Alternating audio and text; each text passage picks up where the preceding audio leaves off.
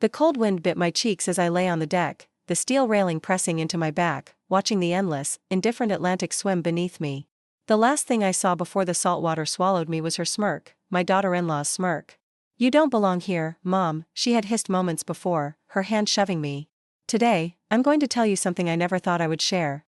And if for even a second this feels familiar, I only ask that you like this video and subscribe. It will help me keep opening my heart." My name is Eleanor, and at 78, I live alone in a small apartment overlooking the faded skyline of Chicago. The windows are thin, letting in the constant hum of traffic and the occasional wail of sirens. My days begin before dawn with the grinding of coffee beans in my old electric grinder, the sound echoing through rooms that feel too large for one person. I water the 3 remaining plants that somehow survive on my windowsill, a stubborn philodendron, a wilting peace lily, and a small succulent whose name I never learned. The mail piles up on my kitchen counter in unopened white envelopes. Bills, mostly. Sometimes a circular from the grocery store. Rarely anything personal. I shuffle through them with arthritic fingers, the paper edges sharp against my weathered skin. The silence in this apartment is so thick it feels like a presence, sitting beside me at the small dining table where I eat my meals alone. Yet beneath this simple routine lies a heartbreak I carry like a heavy winter coat, even in summer. The weight of it presses against my chest when I wake, follows me to the bathroom mirror where I see my mother's tired eyes staring back, and settles into my bones as I prepare for bed each night. Just 6 months ago, I had everything that people my age dream of keeping: a family who called regularly, a son who visited with his grandchildren, and a fortune built through decades of 16-hour days and careful investments in the stock market. I had a yacht. Can you imagine? A 78-year-old woman from the south side of Chicago who once cleaned hotel rooms to pay for nursing school, owning a 42-foot yacht docked at Burnham Harbor. The irony tastes bitter now, like medicine I'm forced to swallow. That yacht, gleaming white against the deep blue of Lake Michigan, was supposed to be where I made memories with my family. Instead, it became the stage for the most devastating betrayal of my life. The crushing pain of that day still feels fresh as the cold lake breeze that cuts through my thin sweater when I walk to the corner market. I'm still trying to make sense of it all, how love can transform into calculation, how the people you die for can push you toward death itself. But let me go back. Let me tell you how I built everything I lost, and how I learned to find myself again in the wreckage. I wasn't always this frail woman with trembling hands and a voice that sometimes cracks when I try to speak up for myself. There was a time when I could intimidate a room full of businessmen twice my size, when my signature on a contract meant something, when people respected the empire I built from nothing. I was born Eleanor May Kowalski in 1945, in a 2-bedroom apartment above a Polish bakery on Division Street. My father worked the steel mills, coming home black with soot and exhaustion. My mother took in laundry, her hands permanently stained from the harsh detergents she used to scrub other people's clothes clean. We had little, but we had each other. At least, I thought we did. When I was 19, I married Thomas Harrison, a gentle man with kind eyes who promised me a life of stability. He kept that promise for exactly 11 years. Heart attack at 32, gone before the ambulance even arrived. Left me with a 4-year-old son named Michael and exactly $473 in our savings account. Those early years in New York City were brutal.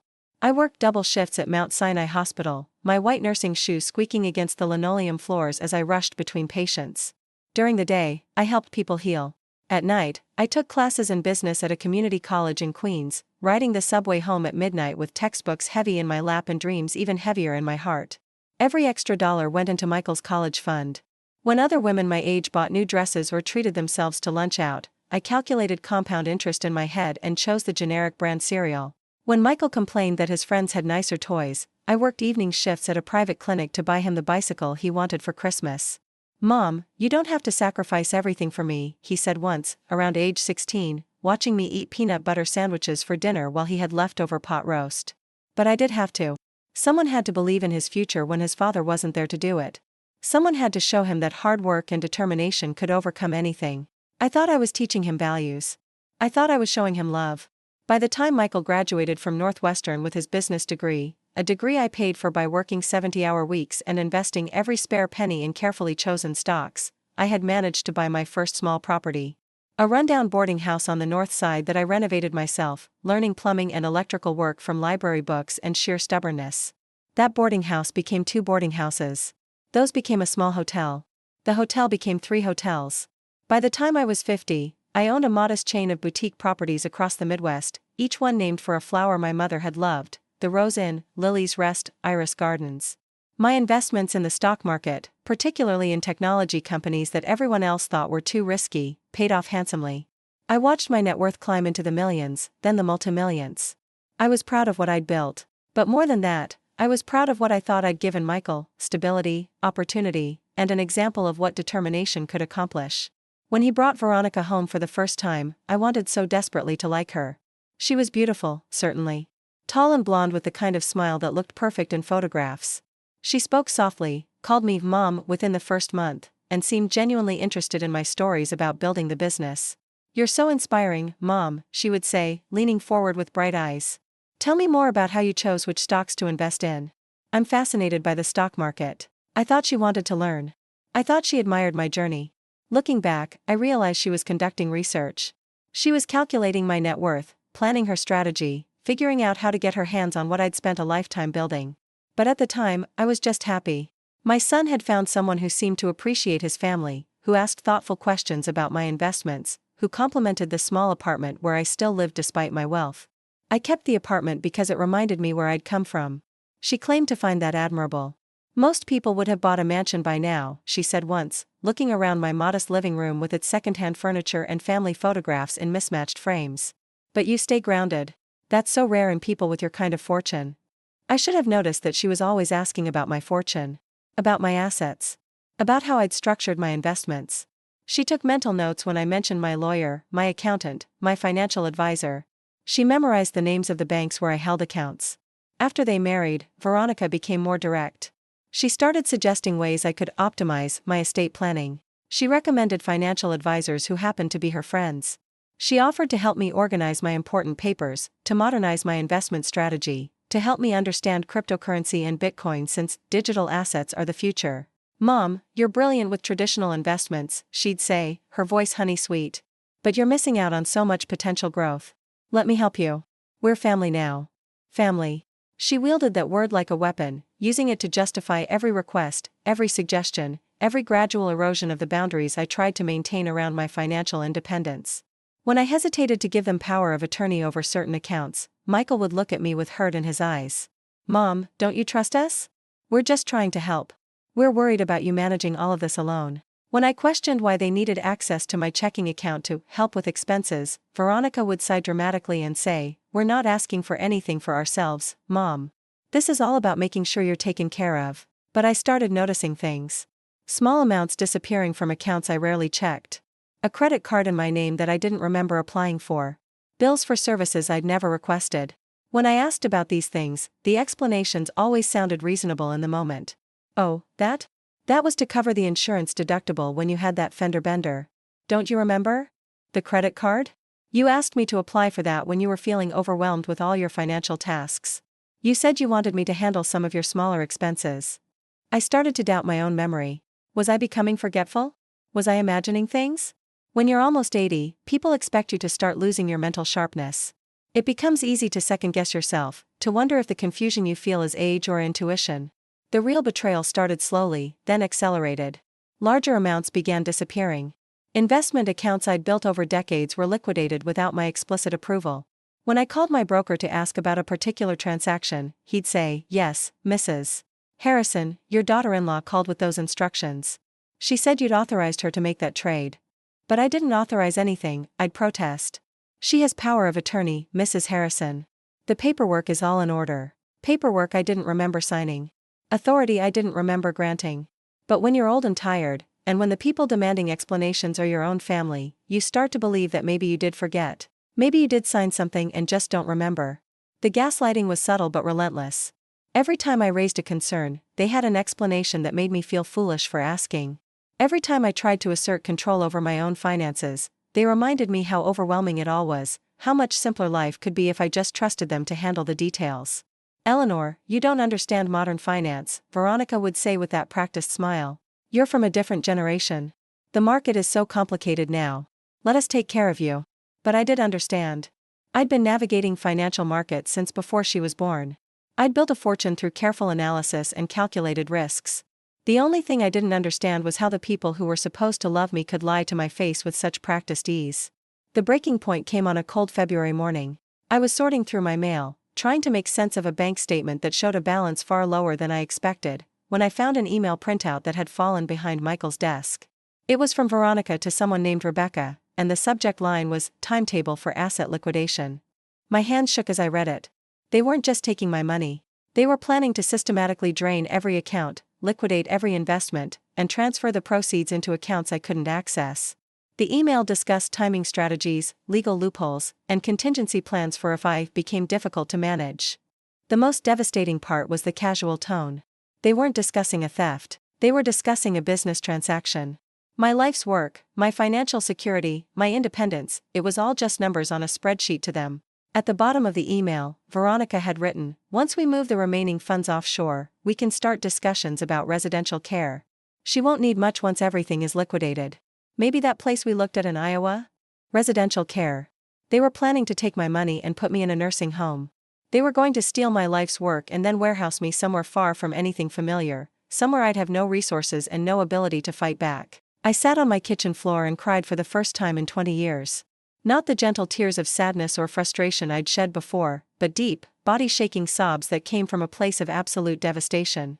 I had devoted my entire adult life to providing for my family, and they had responded by plotting to steal everything I'd worked for and then dispose of me like I was a problem to be solved.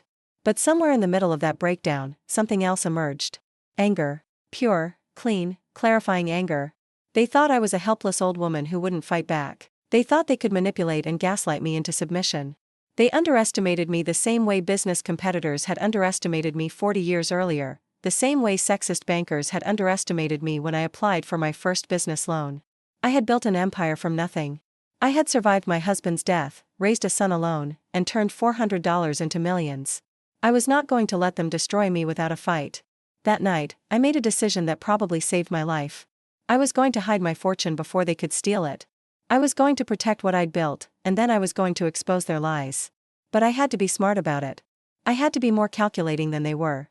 The next morning, I called my oldest friend, Helen Martinez, who managed a small investment firm in Milwaukee. Helen and I had met in night school 40 years earlier, two widows trying to build better lives for our children. She was the only person I trusted completely, the only person who had never asked me for anything. "Eleanor, what's wrong?" she asked immediately. Helen always could read the tone of my voice. I told her everything. The missing money, the forged authorizations, the email about residential care. I told her I needed to protect my assets, and I needed her help to do it legally and quietly. "Come to Milwaukee this weekend," she said. "Don't tell anyone where you're going. We'll figure this out." I spent that entire week planning. I researched laws about financial elder abuse. I documented every suspicious transaction. I made copies of every important document Veronica and Michael had access to. And I started moving money. It's surprisingly easy to liquidate assets when you're the legal owner and when you have good relationships with your financial institutions. I'd been banking with the same people for decades. My investment advisor had watched me build my wealth penny by penny. When I explained that I needed to restructure my portfolio for estate planning purposes, no one questioned it. Over the course of that week, I quietly liquidated stocks, closed certain accounts, and converted a significant portion of my wealth into gold and cryptocurrency, assets that would be much harder for them to track or access. I moved the physical gold to a secure deposit box in Milwaukee that only Helen and I knew about. The Bitcoin went into digital wallets protected by encryption that would take them years to crack, if they even realized it existed. By the time I was done, the accounts that Veronica and Michael had access to contained just enough money to maintain appearances, but the bulk of my fortune was safely hidden. They could steal what was visible, but they'd never find what really mattered. I felt like a general preparing for battle, and in many ways, I was. The confrontation I'd been dreading came sooner than expected. It was a Thursday afternoon in March, gray and cold with that particular Chicago wind that cuts through even the heaviest coat. I was in my apartment, reviewing financial documents at my kitchen table, when I heard Michael's key in the lock. He walked in without knocking, followed by Veronica, who was carrying a leather portfolio and wearing the kind of serious expression that people put on when they're about to deliver bad news they're secretly pleased about. "Mom, we need to talk," Michael said, his voice heavy with manufactured concern. They sat across from me at my small table, and Veronica opened her portfolio with deliberate ceremony. Inside were papers I'd never seen before, documents that looked official and legal but somehow wrong. "Mom, we've been worried about you," Veronica began, her voice taking on that patronizing tone I'd learned to dread. "Your account management has become erratic. You've been making some concerning financial decisions." I said nothing, just watched them perform this rehearsed scene. We've spoken with your financial advisor, Michael continued, not meeting my eyes. He's concerned too. Some of the trades you've authorized don't make sense. Some of the money movements seem confused. Confused. They were claiming I was mentally incompetent, laying the groundwork to take complete control of my finances. We think it would be better if you let us handle the day-to-day financial management, Veronica said, sliding papers toward me across the table. Just temporarily, until you're feeling more like yourself. I picked up the documents and read them carefully, taking my time even though I could feel their impatience radiating across the table. They were comprehensive: power of attorney over all financial accounts, authorization to make investment decisions, permission to handle real estate transactions. If I signed these papers, I would effectively sign away control of my entire fortune. What if I don't want to sign? I asked quietly. They exchanged a look that I wasn't supposed to notice. Mom, you're not thinking clearly, Michael said, and for the first time, I heard frustration creeping into his voice.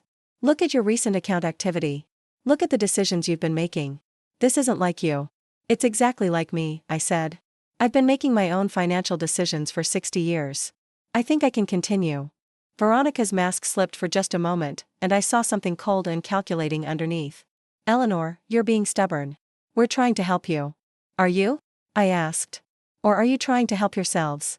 The question hung in the air like smoke. Michael looked genuinely confused, but Veronica's face went completely blank, the expression of someone who's been caught but isn't ready to admit it. I don't know what you're implying, she said carefully. I'm not implying anything. I'm stating it directly. You've been stealing from me. Michael's mouth fell open. Mom, that's a terrible thing to say. We would never. Check your wife's email, I said quietly. The one about asset liquidation timelines. The one about the nursing home in Iowa. The color drained from Veronica's face, but she recovered quickly. I don't know what you think you saw, but I saw exactly what you wrote. I saw your plan to steal everything I've worked for and then warehouse me somewhere I can't cause problems. Michael turned to look at his wife, and I saw the moment when doubt crept into his expression. Ronnie, what is she talking about? But Veronica was done pretending. The sweet, concerned daughter-in-law mask fell away completely, replaced by someone I'd never seen before, someone hard and angry and dangerous. You interfering old woman, she hissed. Do you have any idea how much you've complicated things? The venom in her voice was like ice water. This was who she really was. This was who had been living in my son's house, eating at my table, calling me Mom while she plotted to destroy me. Ronnie. Michael's voice was shocked, hurt. She turned on him with the same cold fury. Oh, grow up, Michael. Did you really think she was going to hand over millions of dollars out of the goodness of her heart? Did you think she was going to make our lives easier just because we asked nicely? I thought. Michael looked between us, lost. I thought we were helping her. I thought she needed help. She needs to get out of our way, Veronica snapped. She's old, she's stubborn, and she's standing between us and the life we deserve. The life they deserved. My life's work was something they deserved simply for existing, simply for tolerating my presence in their world. I stood up slowly, feeling every one of my 78 years in my joints, but also feeling something I hadn't experienced in months, complete clarity. Get out of my apartment, I said quietly. Mom, wait, Michael started. Get out. Both of you. And don't come back unless you're prepared to apologize for what you've done and make it right. Veronica laughed, a sound like broken glass. Make it right? You don't understand, Eleanor. We don't need your permission anymore. We have enough documentation of your declining mental state to get guardianship if we need to. You can cooperate, or you can be declared incompetent. Either way, we're going to get what we're owed. What they were owed. For existing. For pretending to love me while they robbed me blind. Try it, I said. See what happens. They left, but not before Veronica turned back at the doorway to deliver one final threat. You're going to regret this, Eleanor. You're going to end up alone and broke, and when you do, don't expect us to help you. After they were gone, I sat in my kitchen chair and shook for 10 minutes. Not from fear, but from rage. The sheer audacity of thinking they could steal from me and then threaten me when I resisted. The casual cruelty of planning to isolate me from everything I knew and loved. But I wasn't helpless. They'd made a critical mistake. They'd revealed their true intentions before they'd gained complete control. And while they'd been plotting against me, I'd been planning too. I called Helen that night and told her what had happened. They threatened guardianship, she asked, her voice tight with anger. They think they can have me declared incompetent. Over my dead body. Eleanor, I've known you for 40 years, and your mind is as sharp as it's ever been. Plus, I have something they don't know about. What? Every conversation we've had about your financial planning has been recorded.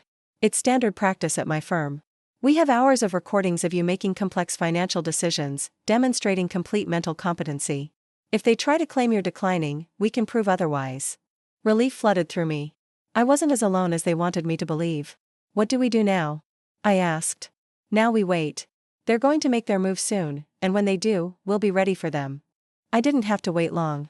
3 days later, I received a certified letter from a law firm I'd never heard of, informing me that my son and daughter-in-law were petitioning for guardianship due to my demonstrated inability to manage my financial affairs in a competent manner. The letter cited specific examples of my erratic behavior, the same account movements and asset liquidations that I'd made to protect my money from them. They were using my defensive actions as evidence that I was mentally incompetent.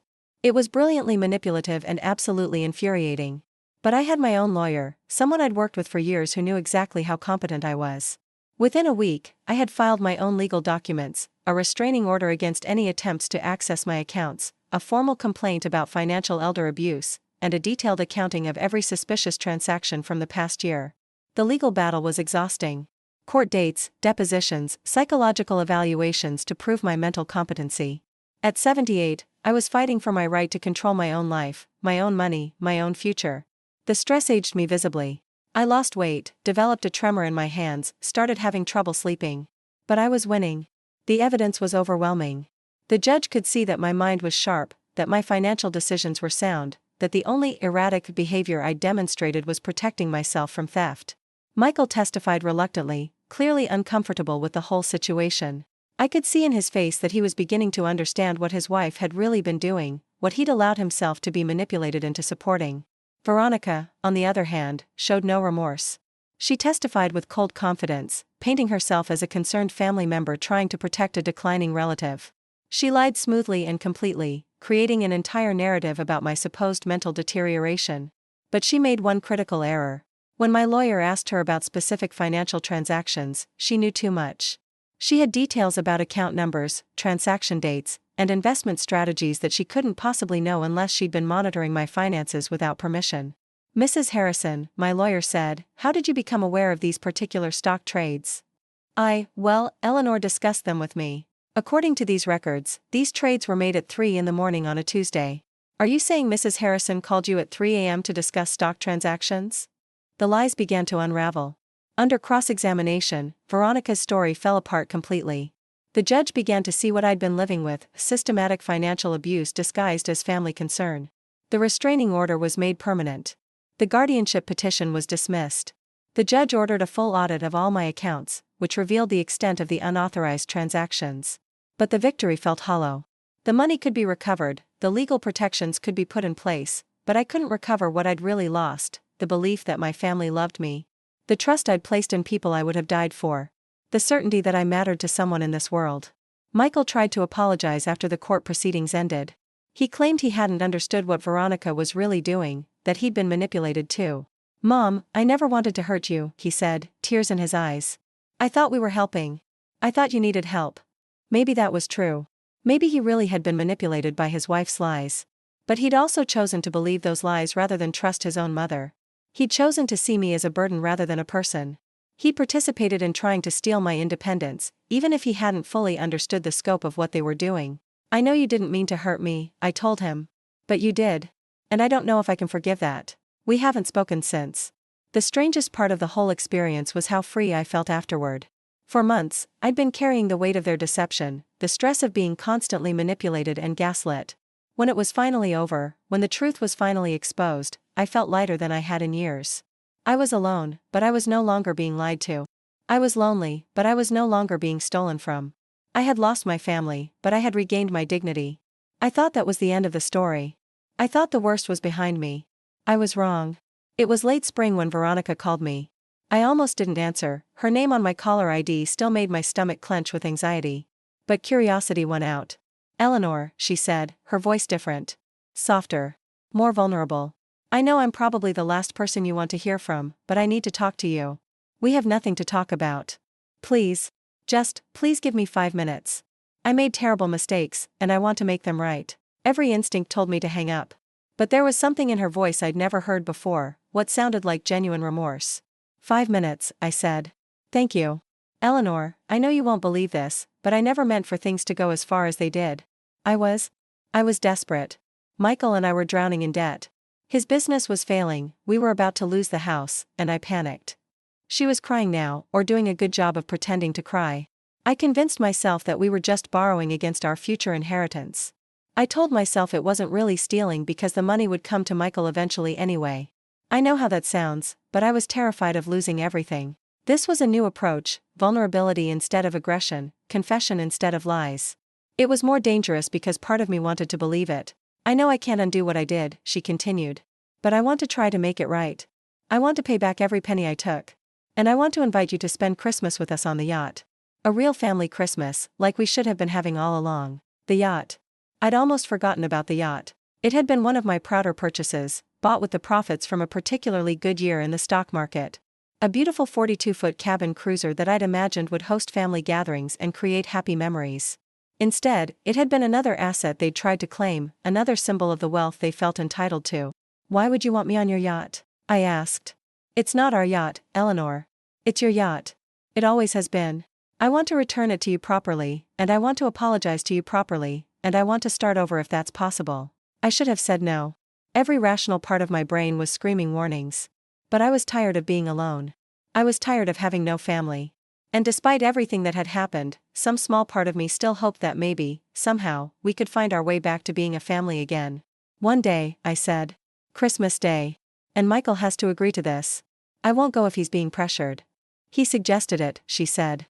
He misses you, Eleanor. We both do. So I agreed. God help me, I agreed to spend Christmas Day on the yacht with the people who had tried to destroy me.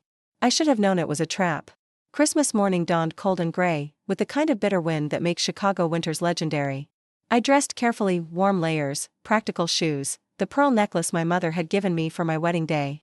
If this was going to be a disaster, at least I'd look dignified. The yacht was docked at Burnham Harbor, its white hull gleaming despite the overcast sky.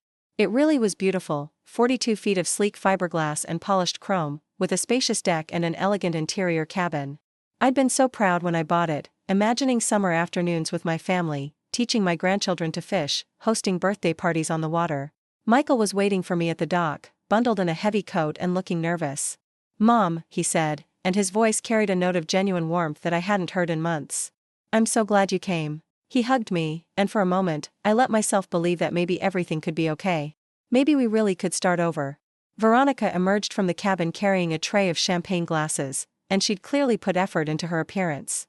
Her blonde hair was perfectly styled, she was wearing the kind of expensive dress that looked effortless but probably cost more than most people's rent, and her smile was dazzling. Eleanor, she called out, setting down the tray to embrace me. You look wonderful. I'm so happy you're here. The performance was flawless, but I knew it was a performance. I'd seen behind the mask too many times to be fooled again. Still, I played along. I accepted the champagne, I complimented the decorations they'd hung around the cabin, I admired the Christmas tree they'd somehow managed to fit into the small interior space. For the first hour, it almost felt normal. We talked about the weather, about my apartment, about Michael's work. Veronica asked about my health, my daily routine, my plans for the new year. The questions seemed genuine, her interest appeared real. But I was watching her carefully now, looking for the calculation behind the concern. And I saw it in the way her eyes tracked my movements, the way she made mental notes when I mentioned my lawyer or my financial advisor. She was still gathering information, still looking for angles. The champagne was excellent, probably expensive. I drank it slowly, savoring the bubbles on my tongue and the way it warmed me from the inside. The cabin was heated, but the December air was bitter, and the alcohol helped chase away the chill. So, Eleanor, Veronica said after we'd settled into the comfortable chairs around the small table. I meant what I said about wanting to make things right. I've prepared a plan for paying back everything I took, with interest. She pulled out another leather portfolio, similar to the one she'd brought to my apartment months earlier. But this time, instead of trying to take control of my assets, she was supposedly returning them. I've liquidated some of our own investments, she continued. Sold some jewelry, downsized our living situation. It's going to take time to pay back everything, but I want to start immediately. She showed me papers that looked legitimate, bank drafts, promissory notes, a detailed accounting of every unauthorized transaction. If this was a performance, she'd put tremendous effort into making it convincing. I don't understand, I said. Why now? Why this sudden change of heart? Michael leaned forward, his expression earnest. Mom, when the legal proceedings were over, when I really understood what had been happening, I was horrified. I realized that I'd been so focused on our financial problems that I'd lost sight of what really mattered. I'd lost sight of you. His voice cracked with emotion, and again, some part of me wanted to believe him. We've been going to counseling, Veronica added. Both together and separately. I needed to understand why I'd been able to justify what I was doing, why I'd convinced myself that stealing from you was somehow acceptable. And what did you learn? I asked. She looked down at her hands, and when she looked up again, there were tears in her eyes. I learned that I was terrified of being poor again. I grew up with nothing, Eleanor. My father left when I was 6, my mother worked 3 jobs just to keep us housed and fed. When I met Michael, when I saw the life you'd built, I convinced myself that I deserved security. That we deserved it. This was new information. In all the years I'd known Veronica, she'd never talked about her childhood, her background. She'd always seemed polished and privileged, someone who'd never known real struggle. But that doesn't justify what I did, she continued. Nothing justifies stealing from family. Nothing justifies lying to someone who'd only ever been kind to me. The afternoon progressed like this, conversation mixed with confession, champagne mixed with what seemed like genuine remorse. I found myself relaxing despite my better judgment, allowing myself to hope that maybe this really could be a new beginning. As the sun began to set, painting the sky in shades of pink and orange that reflected off the water, Michael suggested we go up to the deck to watch the sunset. Chicago's skyline looked beautiful from the harbor, the tall buildings silhouetted against the colorful sky. The deck was colder than the heated cabin, but the view was worth it. I stood at the railing, looking out over Lake Michigan, remembering other sunsets I'd watched from this same spot during happier times. It really is beautiful, isn't it? Veronica said, coming to stand beside me. It is, I agreed. This yacht was one of my favorite purchases. I had such plans for it. You still could, Michael said. The season doesn't start for a few months, but when it does, we could have regular family outings. Make those memories you wanted. I turned to smile at him, and as I did, I caught a look that passed between him and Veronica. It was quick, barely a second, but it reminded me of the looks they'd exchanged in my apartment months earlier. The looks of conspirators sharing a secret. My blood went cold. This was all an act. The apology, the remorse, the promises to make things right, it was all just another manipulation. But what were they planning? What did they hope to accomplish? I was still trying to figure it out when Veronica moved closer to me at the railing. She was holding her champagne glass, and her smile was as bright as ever, but something in her eyes had changed. You know, Eleanor, she said conversationally, there's something I need to tell you. Something I should have mentioned earlier. What's that? I asked, though every instinct was now screaming danger. The legal proceedings didn't go quite as smoothly for us as they did for you. Michael's business has suffered. The publicity from the court case. Well, it's been devastating for his reputation. I looked at Michael, who was standing a few feet away, his expression unreadable. I'm sorry to hear that, I said carefully. Are you? Veronica's voice had gone sharp. Because it doesn't seem like you're sorry at all. It seems like you're quite pleased with how everything worked out. The mask was slipping again. The sweet, remorseful daughter-in-law was disappearing, replaced by the cold, calculating woman I'd seen in my kitchen. I'm pleased that I was able to protect myself from theft, I said evenly. I'm sorry that had consequences for you, but those consequences were the result of your choices, not mine. Our choices, she repeated. Right. Well, here's the thing, Eleanor. We still need that money. Michael's business is failing, we're going to lose the house, and we have debts that have to be paid. That's not my problem. But it could be your solution. I didn't like the way she said that. I didn't like the way Michael was just standing there, saying nothing, letting his wife threaten me. What do you mean? Veronica set down her champagne glass and turned to face me fully. I mean that accidents happen, especially to elderly people. Especially to elderly people who spend time on boats. The bottom dropped out of my stomach. Are you threatening me? I'm explaining reality to you. You're 78 years old, Eleanor. You're alone, you're frail, and you're standing on a boat in the middle of winter. If something happened to you, if you slipped and fell, if you had a medical emergency, it would be very sad, but not particularly surprising. I looked around desperately. We were the only boat in the harbor, no one else was around, and the sun was setting quickly. The marina office was closed for the holiday. If they had planned this carefully, no one would even know I was here. Michael, I said, my voice barely above a whisper. Michael, you can't be part of this. He looked at me with what might have been regret, but he didn't move to help me. Mum, I'm sorry. I never wanted it to come to this. But we don't have any choice. You have a choice, I said. You always have a choice. No, Veronica said, moving closer to me. We really don't. You made sure of that when you hid your assets. You made sure of that when you refused to help your own family. She was close enough now that I could smell her expensive perfume, could see the cold calculation in her eyes. This was what she'd always been underneath the sweet smiles and the concerned questions. This was a woman who could plan the murder of an elderly relative and sleep peacefully afterward. You're going to have an accident, Eleanor. A tragic slip on a wet deck. And when they find your body, we're going to be devastated. We're going to inherit as your closest family members, and we're going to be very grateful that you were survived by people who loved you. I couldn't breathe. At 78, I'd survived poverty, widowhood, building a business from nothing, legal battles, and family betrayal. But I was about to be murdered by my own family for money I'd spent a lifetime earning. Please, I whispered. Please don't do this. I'm sorry, Mom, Michael said, and he might have actually been sorry. But not sorry enough to stop what was about to happen. Veronica put her hands on my shoulders, positioning me at the railing. Below us, the dark water of Lake Michigan lapped against the boat's hull. The sound was surprisingly peaceful for something that was about to become my grave. Don't make this harder than it has to be, she said quietly. Just let it happen. But I wasn't going to just let it happen. I might be 78 and frail, but I wasn't dead yet. And I wasn't going to let them kill me without a fight. I grabbed Veronica's wrists and tried to pull her hands away from me, but she was stronger than I was, and she had leverage. Michael moved to help her, taking hold of my other arm. Stop struggling, she hissed. You're just making this worse. But I kept fighting. I thrashed and kicked and screamed, even though there was no one to hear me. I wasn't going to make this easy for them.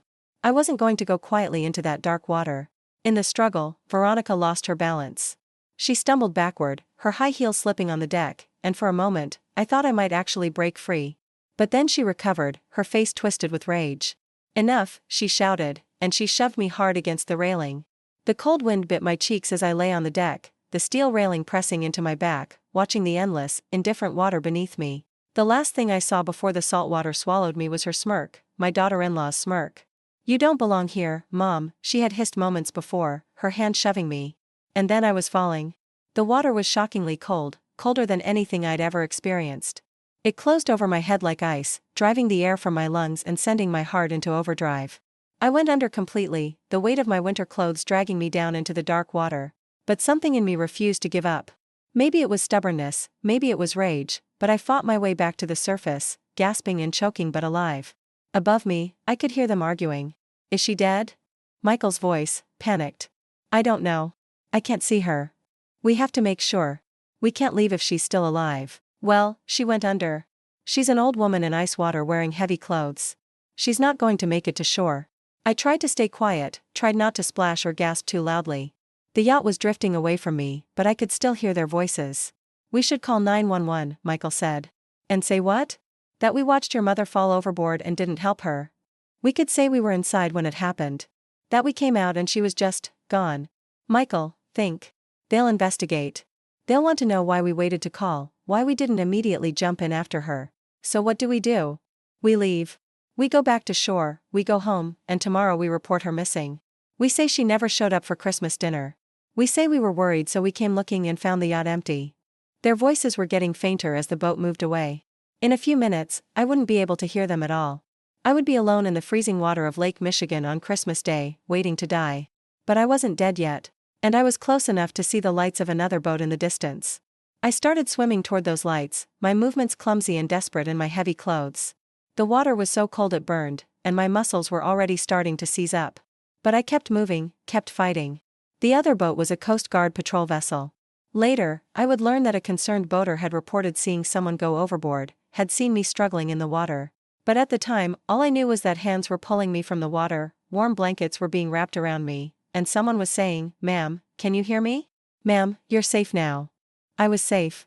Against all odds, against their careful planning, against the odds of a 78-year-old woman surviving in ice water, I was safe. But I was also changed.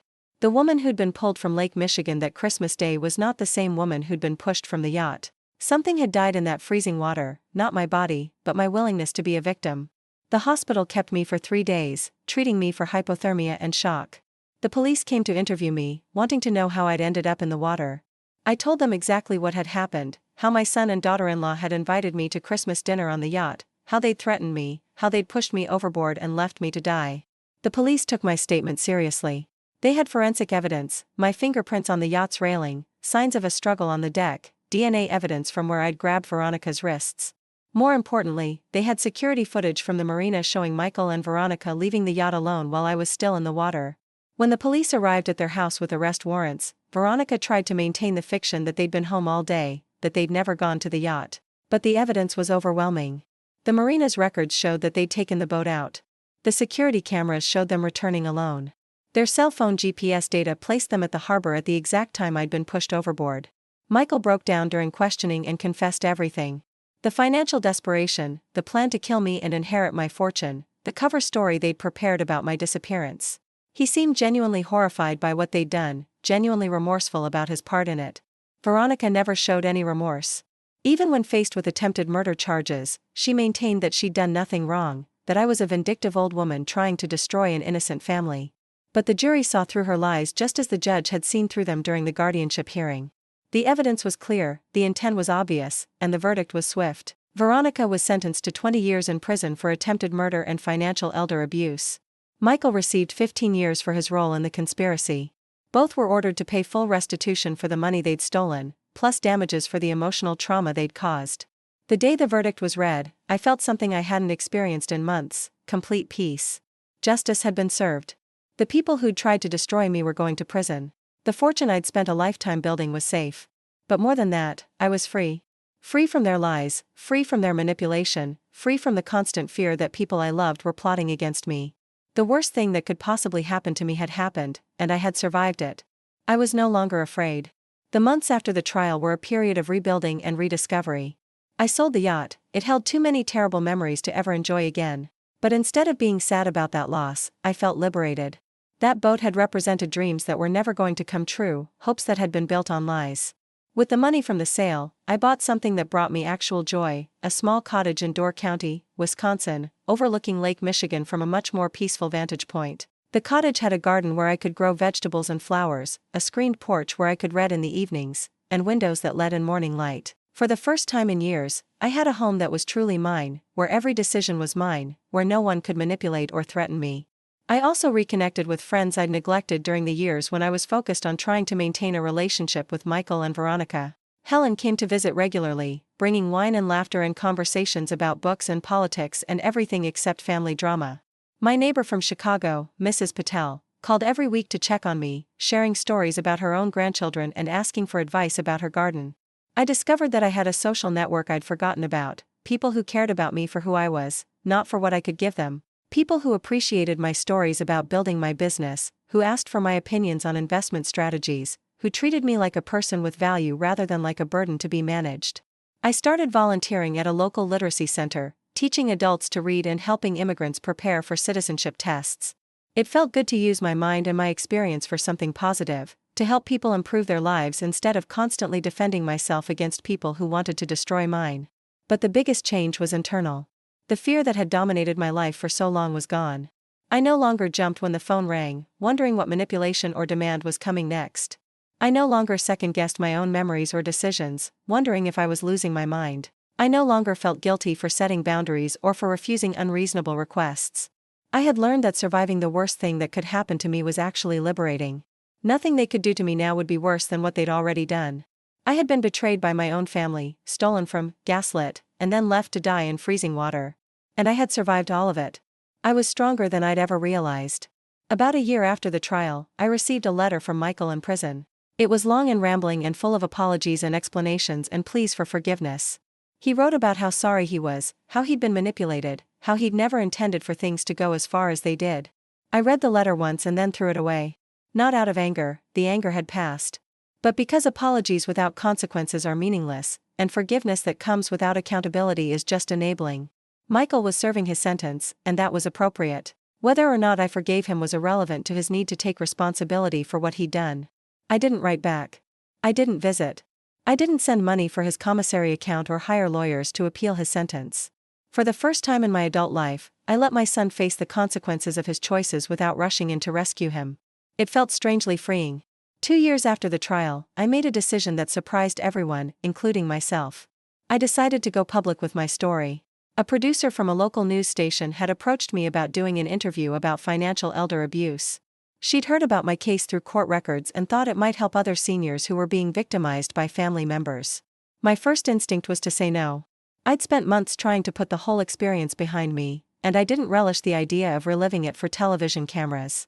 But the more I thought about it, the more I realized that my story could serve a purpose beyond just my own healing. How many other elderly people were being manipulated and stolen from by family members they trusted?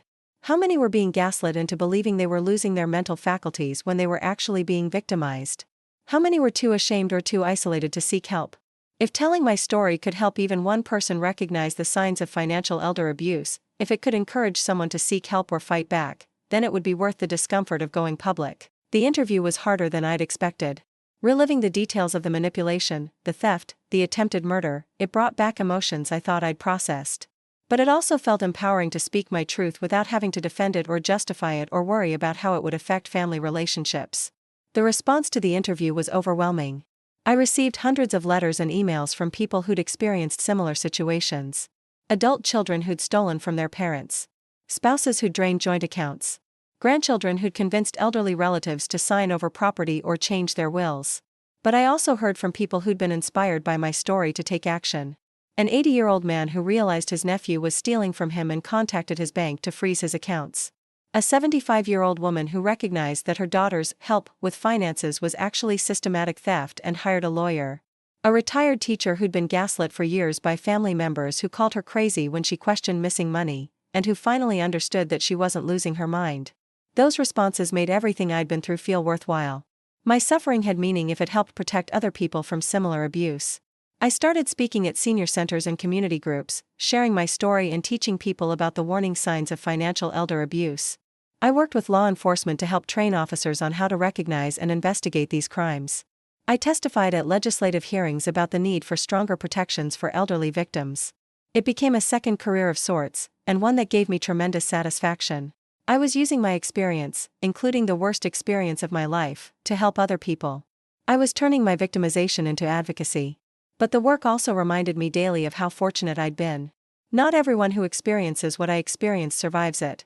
Not everyone has the resources to fight back.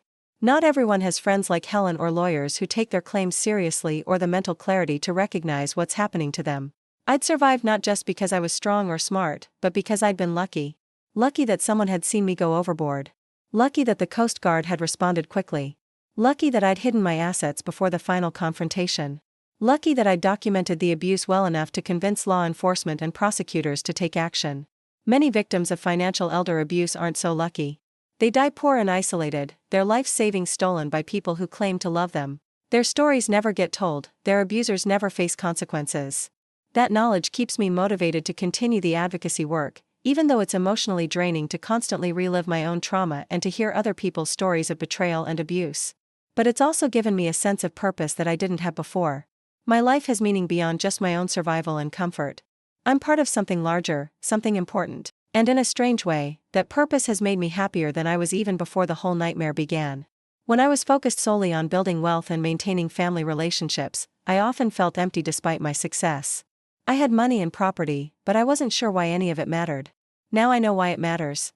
My financial independence gives me the freedom to do advocacy work without worrying about earning a living. My experience gives me credibility when I speak about abuse. My survival gives hope to other victims who think their situations are hopeless. The cottage in Door County has become a retreat, not just for me but for other survivors. I've hosted weekend gatherings for people who've experienced financial elder abuse, creating a space where they can share their stories without judgment and find community with others who understand what they've been through. There's something healing about sitting on my screened porch with other survivors, watching the sunset over Lake Michigan while we talk about how to rebuild trust, how to set boundaries with family members, how to find joy again after betrayal. We're all at different stages of recovery, but we're all moving forward. Last month, I received a call that brought everything full circle.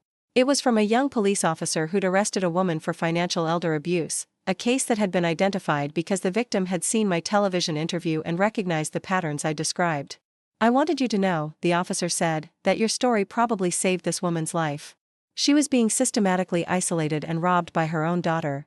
If she hadn't seen your interview and called us, she probably would have lost everything." After I hung up, I sat in my garden and cried, not from sadness, but from a deep sense of gratitude. Gratitude that my worst experience had become a tool to help other people. Gratitude that my suffering had meaning. Gratitude that I'd survived to see justice served and healing begin. They say that what doesn't kill you makes you stronger, but I think that's only partially true. What doesn't kill you gives you choices. You can let it make you bitter and fearful, or you can let it make you compassionate and wise. You can let it shrink your world, or you can let it expand your purpose. I chose to let it expand my purpose, and that choice has made all the difference. The people who tried to destroy me are in prison. The money they tried to steal is safe and being used for good. The fear they used to control me is gone. And the story they tried to silence is being told to help other people. I didn't just survive their attempt to murder me. I transcended it. This morning, I woke up in my cottage to the sound of birds singing and sunlight streaming through my bedroom windows. I made coffee in my kitchen, real coffee, not the instant kind I used to drink when I was trying to save money for other people's needs. I walked in my garden, checking on the tomatoes and flowers I planted earlier this spring. At 79, I have a life that is entirely my own. Every decision I make is mine. Every dollar I spend is spent according to my values. Every relationship I maintain is based on mutual respect and genuine affection. I've learned that being alone is not the same as being lonely.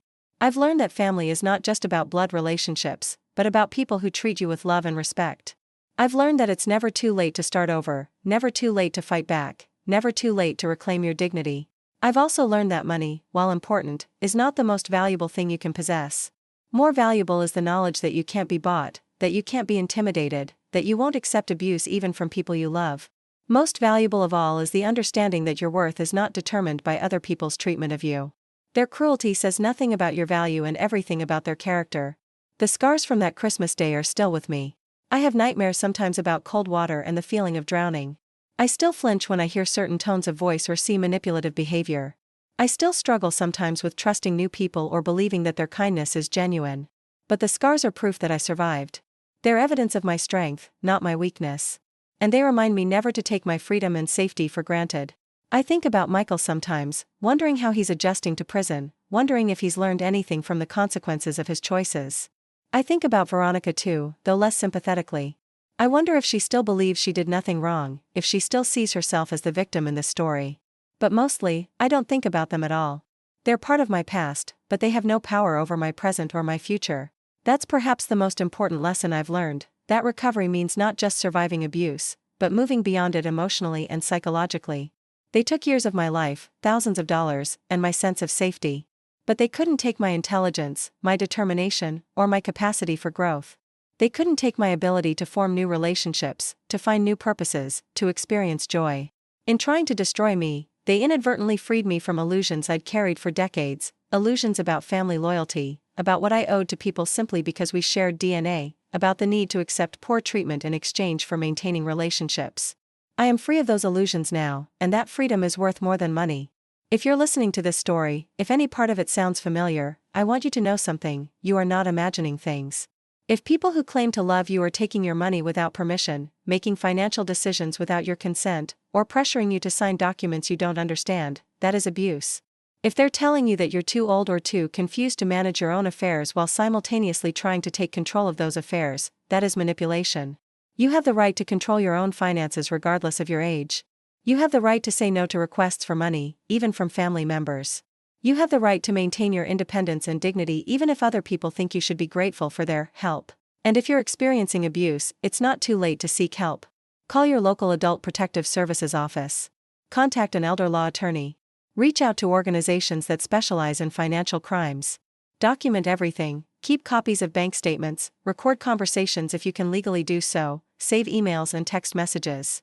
Most importantly, don't let anyone convince you that you're too old, too weak, or too dependent to fight back.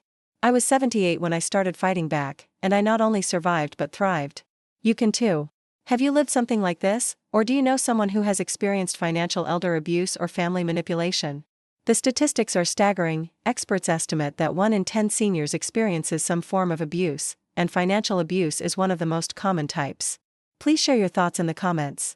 Your story might help someone else recognize what they're experiencing or give them courage to seek help. And if my story has resonated with you, if you think it might help someone else who needs to hear it, please like this video and subscribe to my channel. Together, we can break the silence around elder abuse and help survivors know they're not alone. Remember, you deserve to be treated with respect and dignity, regardless of your age. You deserve to control your own life and your own resources. And you deserve relationships based on love, not on what you can provide. Thank you for listening to my story. Thank you for caring enough to hear it through to the end. And thank you for helping me turn the worst experience of my life into something that can help other people. We survive, we heal, and we help each other. That's how we transform pain into purpose, and that's how we win.